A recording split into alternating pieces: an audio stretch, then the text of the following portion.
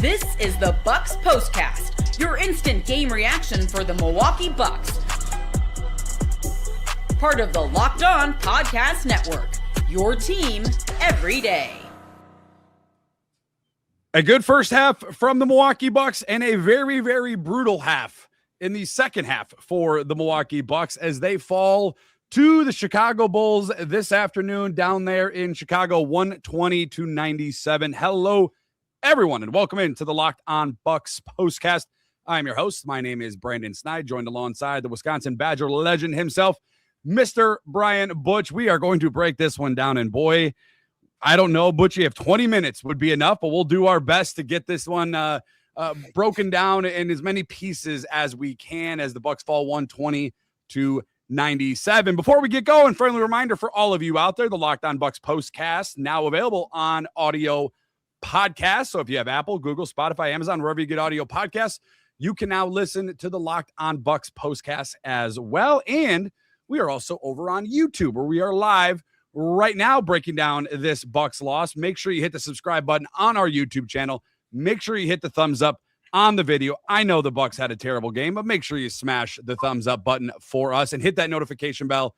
Get notified when we go live. We'll break down this one. We'll talk about the turning point of the game as well as the Locked On Bucks postcast player of the game. But Butchie, let's get into your initial reaction. A 120-97 loss. The Bucks were up 15 at half, 66-51. They lose 120-97, outscored 69-31 in that second half. Butchie, how you feeling after this one?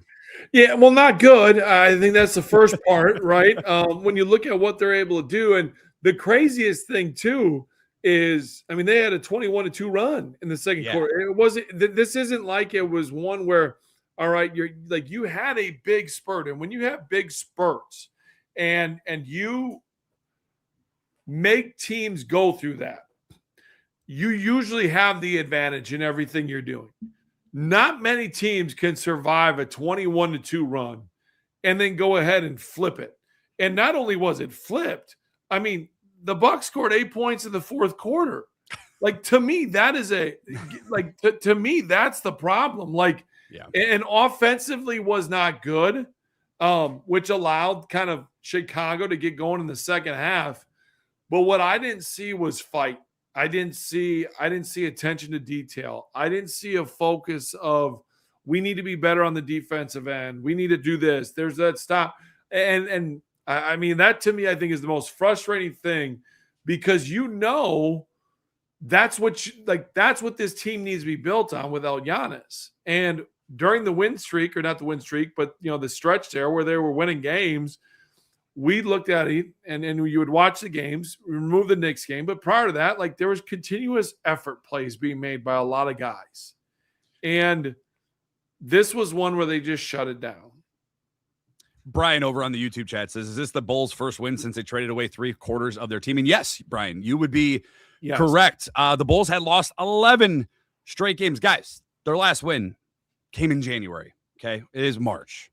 The Bulls did not win in the month of February. Now, you could also say, well, they were eventually due for a win. I'm sure it's the worst month in franchise history for the Chicago Bulls, as I mentioned, losing 11 straight games. And I think the part that frustrates me outside of the second half, Butchie, because it's for sure, it obviously is something we'll break into, and I'm sure it's going to be, spoiler alert, probably our turning point of the game. But in that second half, the Bulls brought the fight, and the Bucks just didn't respond. And I said this, I believe it was on Wednesday when the Bulls, you were on assignment with the Badgers, when the Bucks, beat the Cavs, and people were like, well, they didn't have Evan Mobley. They didn't have Donovan Mitchell. They didn't have James Harden. And I said, folks, we're not in the business of style points at this point in the season. We're just not. And today is the same argument that people can make. Like, you are losing to a team below you in the standings and by all accounts, according to Doc Rivers and the Bucks, when they are, talk to the media, they're chasing that playoff spot, that play-in tournament. Now they're falling behind, and now you're losing to teams that you should not lose to. We talked about the Bucks playing. You mentioned it, Butchie, having an opportunity to play the Cavs, to play the Raptors, to play the Miami Heat. Tomorrow is going to be the Boston Celtics. Like, you're in this optimistic, opportunity point in the season. And now you're losing to a team that is now 24-36. The Bucks are not much better, 26-32. Yep. But it was a missed opportunity to gather up a win on the road, a short trip for the Bucks, or returning back home to host the Boston Celtics tomorrow. And you don't score your first points in the fourth quarter till 5:51 when you have to squeeze out every victory. You have to get every win you possibly can. And when you have a team, Butchie, that hasn't won in a month, that's unacceptable on every level. Today, what we saw from Doc Rivers all the way down to the last guy on the bench, it was unacceptable today for the Milwaukee Bucks. No, and it was. And this is yes, when you look at what has happened and you look at the fourth quarter, and I want to get the exact numbers, what it was. It's not in front. Here we go. It was a 34-8 in the fourth quarter, right? The last minute of the third, and then until 1:36 in the fourth. It was a 34-8 run. To me, this is one of those where you look at it and Pete Nance plays how many minutes? Like you barely got in there. Yeah, 2 minutes. Yeah. That's what I mean. So you need to find energy givers, and the guys on the floor weren't energy givers. And I think that's the thing that could be said about Cam Thomas. Now he plays 17 minutes, but you need to find those guys that are going to be able to come in and impact the game without having to have the basketball in their hands. And that's what you need to find. And so for me, I just don't understand the substitution, the process. I don't either. I just don't get it. I don't. And I'm not saying everyone knows I'm a Pete Nance lover. I think he does really a lot of great. So but am I wrong in saying what was on the floor for that stretch was not working? So give a guy that's going to go get an offensive rebound and crash the glass or do something to change up the momentum. Because in the NBA, we know runs happen. The Bucks went on a 21-2 run. They give up a 34-8 run. Some of that is what NBA basketball is. That's the reality of it. But not desperate NBA basketball. Right. This is December basketball. This isn't March 1st basketball. Completely agree. And I think that's the difference that I have. If this would have happened November, even December 1st, I'd be like, man, not a good one, but runs happen. They didn't really adjust. It's 1 of 82. Okay. Not going to go crazy here. Not going to say, what are you doing, Doc? Wouldn't do that. I'm doing that now because you can't just watch the snowball go down the hill and it run over the kids at the end of the hill that they just got done sledding and take them out for their winter sledding season for the rest of the year. This is what you're doing. You're setting your team up to be done. And like you said, from everything we've heard, that's not the plan.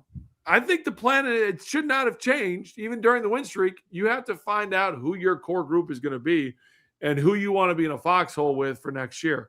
You're not doing that right now. And Bobby Portis.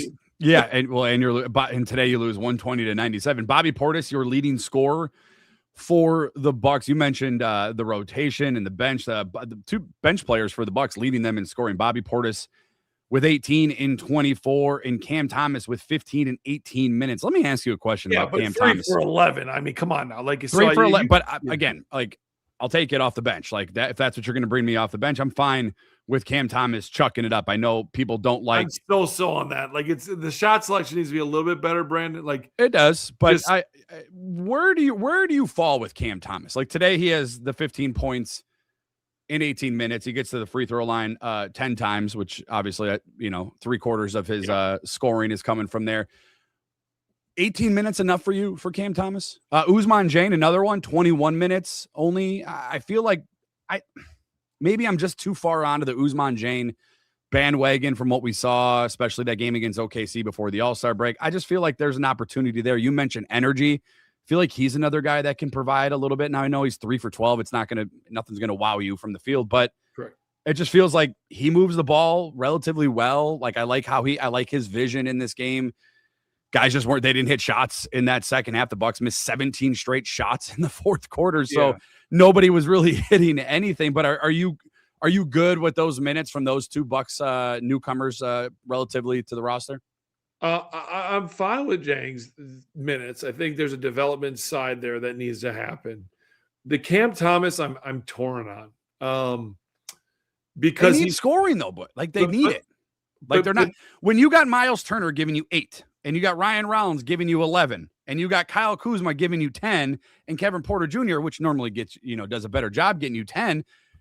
Butchie, nobody on the starting lineup scored over 15 points. AJ Green led the starting rotation with 13. I need scoring. But that's you need defense. Like this team, that's the problem. But this team hasn't defended all season. They're not going to start now. But that goes back to coaching. They haven't scored all season either. So like this is what I go back to the Cam Thomas, Brandon, with it. Cam and what he can do. There's a reason he was released. The kid is ultra talented. Shot selection, effort. Like those are things that are somewhat questioned, correct? I saw that a lot today. This is a game where the dude should be playing as, tail off. And really saying, I've changed the mentality of me. Like, I am a scorer, but I'm also an efficient scorer. I'm going to play with energy 100% of the time. I'm going to bring this because it's the next contract. I'm a little baffled as far as just because we're at the point of the season here, realistically, where what is next for a lot of these guys starts creeping into their minds. Especially on contract years, like all that stuff is in play. So the Cam Thomas one, I'm a little more questioning. Okay, there's a reason he was let go. There's a reason you could get him when you got him. And I think it's a maturity level for Cam Thomas now. I still think there's something there though with Cam. Like but I think it's more off the court stuff. I think it's more maturity. I think it's more. Yeah, and we haven't seen him with Giannis yet, so there's a point there to be made. But here's the point, Brandon.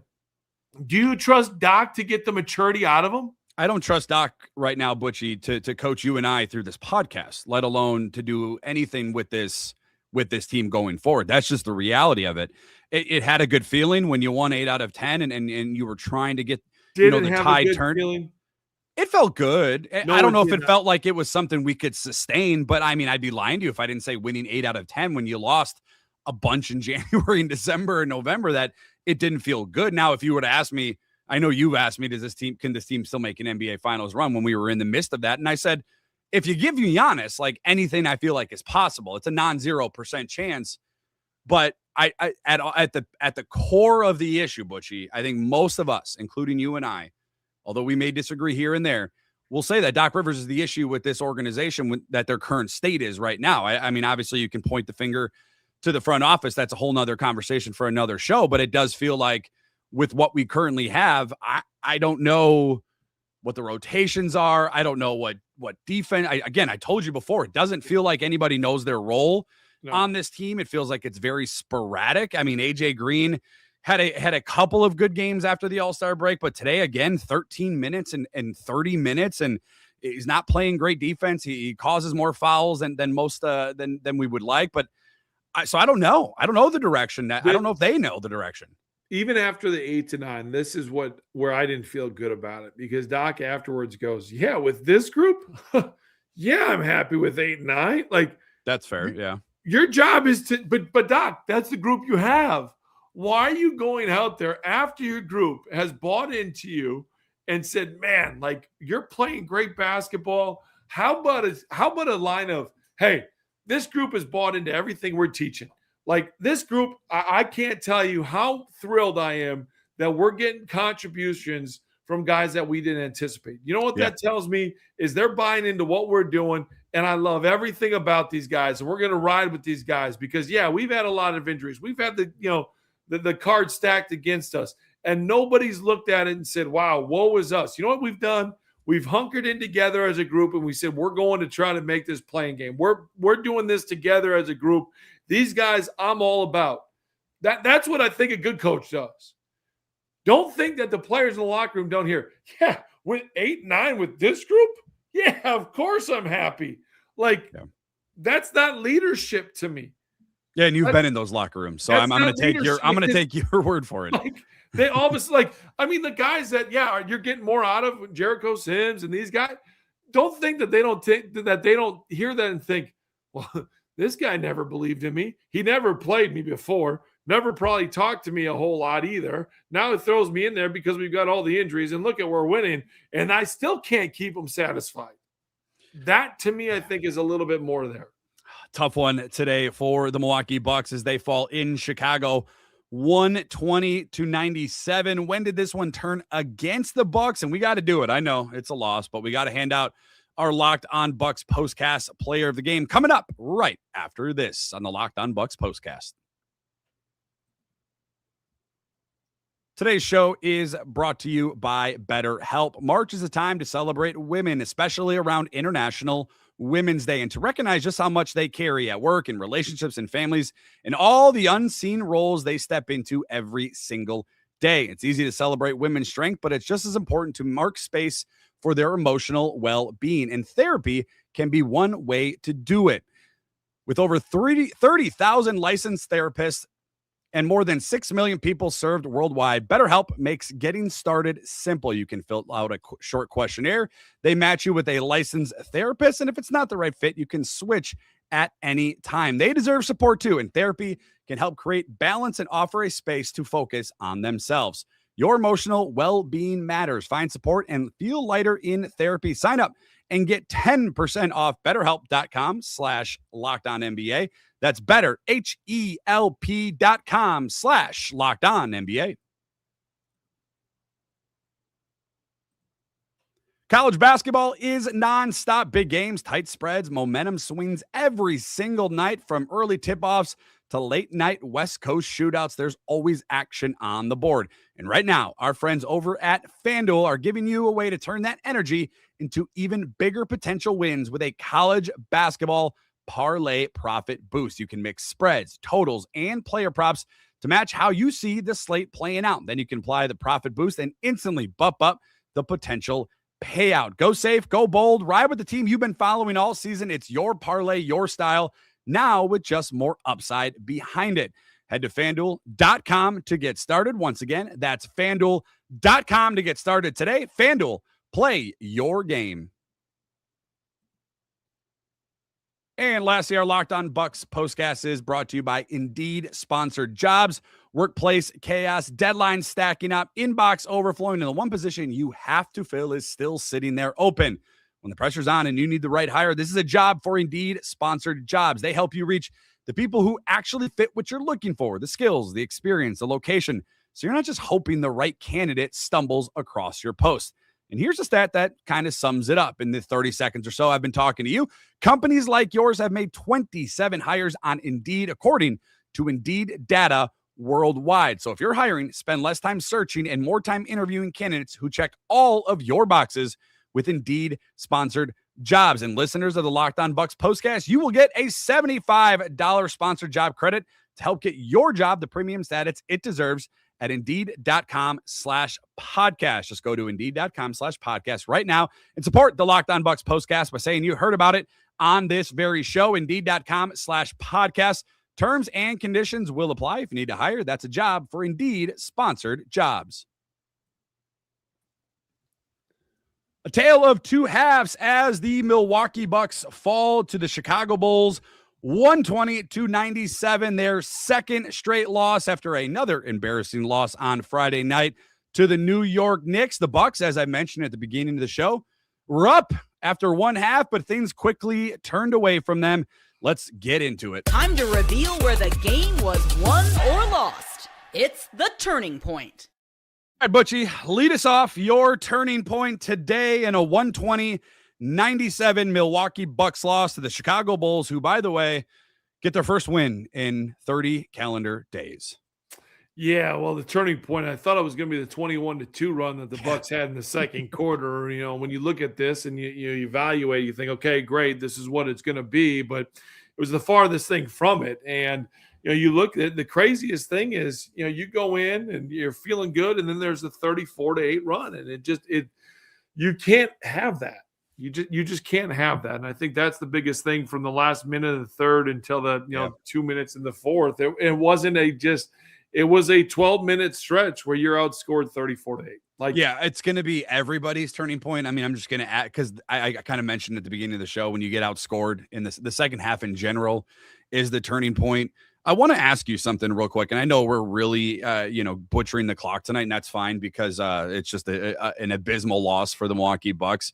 Only 2 made field goals for the Bucks in the fourth quarter. They only scored 8 points total in that fourth quarter. I mentioned it already. They didn't score till the 5:51 mark, a 27-0 Bulls run in that spot that you're talking about, Butchie, and the Bucks get really, really outscored. The Bulls seem to bring the heat, bring the aggressiveness, the tenacity, and kind of set the tone in that second half. Colin Sexton was a big part of that.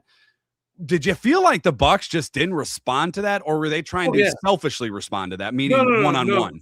No. I mean, it's extremely simple. I mean, this is one where you look at it and you say, you know exactly what this is. There was no fight. I think that's the biggest thing, the most frustrating thing in general is they got punched and there wasn't a response. Correct. Yeah. And it felt like it was a December 1st game, not a March 1st game where you're trying to figure it out. I think that to me is the biggest and most frustrating thing, and rightfully so, because it just in general, like that's not, I'm trying to pull up a quick shot chart of the fourth quarter, and it's taking me longer than I want. I mean, I'll let you pull it up. They missed 17 straight shots in the fourth. It wasn't like it felt like while you're pulling up the shot chart. Yeah. My eye test, my memory going back, watching it, Butch, is like, they didn't feel like bad shots. I mean, here's the other thing. They weren't moving the ball. They had 19 assists. That's why I pulled up the shot chart, because there was no ball movement. They had 5 fast break points. They made they were 1 of 8 from 2, 1 of 3 from 13. The one thing that I'm looking at more than anything when I look at a shot chart like that in the fourth quarter is just where are you trying to get your shot attempts when it isn't flowing. And to me, like that's the biggest thing that I looked at. Points in the paint, as far as percentages, they were 1 of 5. That means there's 5 shot attempts in the paint at all. When you're going through a stretch like that, you need to attack the paint. Attacking the paint is going to let you continue to, handle your poor defense or your porous defense. But you only get 4 free throws attempts, and you only have 5 shot attempts in the paint. Like you need to put pressure at the rim. So when you get punched in the face like they did, and you don't respond, and then on offense you settle with jump shots, to me it shows that you don't have the sense of urgency to be able to attack and say, hey, we're not going to allow this. Like you punched us, you went on an 8-0 run, 10-0 run. We're going to come downhill. We're going to attack. We're going to get to the lane. We're going to put some pressure on the rim. Instead, they settle for 13 shot attempts from 3. They go 1 of 13 in the fourth for a whopping 7.7%. Like there's no sense of urgency and there's no fight with that. What to me, not the softest, because but when you settle for threes, there's a difference. I know analytics say threes are great, but when you settle for threes, when a team is on the run, you're just feeding into them because it's long rebounds and boom, see ya, another basket. Oh, I'll just, there's not much resistance to get a 3 up. One ball screen. Sure, I'll jack that thing. Versus ball screen, turn the corner, get to the paint, get the defense to collapse. Now kick it out. Like they were walking threes. They were lackadaisical threes. And when you shoot a solid 7%, what are you going to get? There's zero resistance in what you're doing. And then threes lead to long rebounds, like I said, and now they're off. And before you know it, you got a 34-8 beat down. You learn something new by talking ball with you. 2 things that stuck out to me, and we'll get into Locked On Bucks postcast player of the game, Butchie. At half, this is something I have kind of said on the show, and I'm obviously you're the ins and the outs of the game of basketball. If the Bucks, it's obviously a make or miss league, but for the Bucks overall, it's get your rebounds, move the ball, like common sense day one basketball stuff that they learn at a very young age.